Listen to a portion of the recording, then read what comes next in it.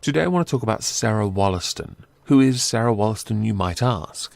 Well, Sarah Wollaston is an MP. She's also a local MP that was elected in 2010, being the first to be selected via an open primary, which was introduced by David Cameron as a way of modernising the party selection process, as opposed to the, you went to this school, therefore you're not an oik. You can stand for MP. She very quickly, because of her background, became the chair of the Health Select Committee and managed to get her way to be chair also of the Liaison Committee. The Liaison Committee, for those that don't know, are those that scrutinise the Prime Minister.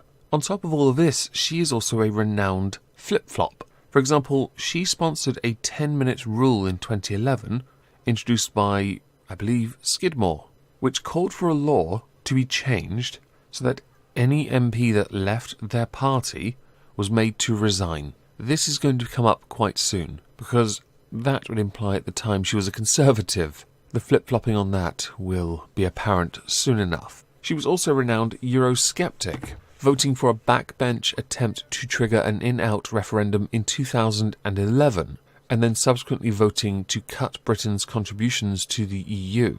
When Cameron finally called for the 2016 referendum, after returning from his renegotiations with the EU's partner on a new deal and getting bugger all essentially, Wollaston did blast his efforts as a threadbare deal that has highlighted our powerlessness to effect institutional change. If this is the best that can be grudgingly conceded when EU leaders express concern at the prospect of a British exit, what hope is there of any meaningful reform in the future? Now this is all relevant because back in February, along with two other Tories, Heidi Allen and Anna Soubry, she left the Tory party to join and form the CUKs. Well, skip ahead about 4 months, and she left the CUKs to become an independent. This sounds eerily familiar, doesn't it?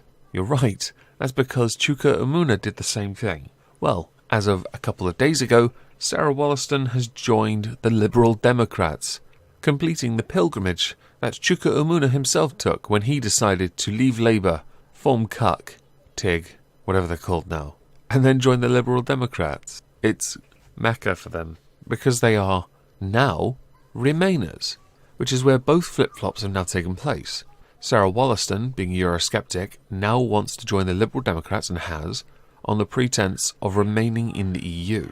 Chuka Umunna did exactly the same thing. He believes the Liberal Democrats, like Sarah Wollaston in fact, believe that the Liberal Democrats are the only ones that can effect change, going so far as to say that they are the biggest Remain party in the United Kingdom.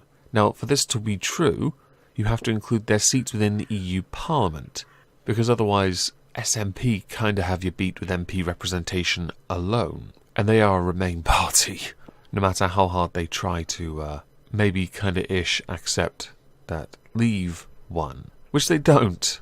But it's an interesting little assertion from the Liberal Democrats. I think that's what Umunna said recently.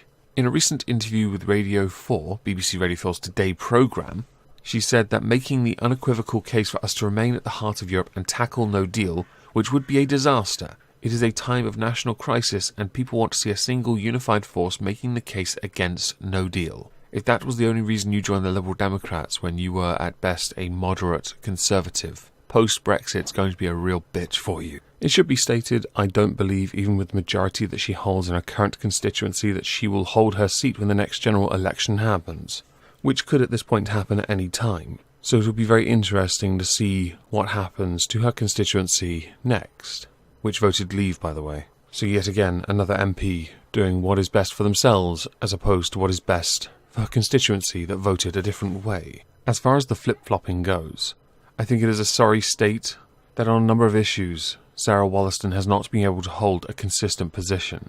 We were not the best at negotiating, Conservatives that is. Look at what David Cameron got, look at what Theresa May delivered.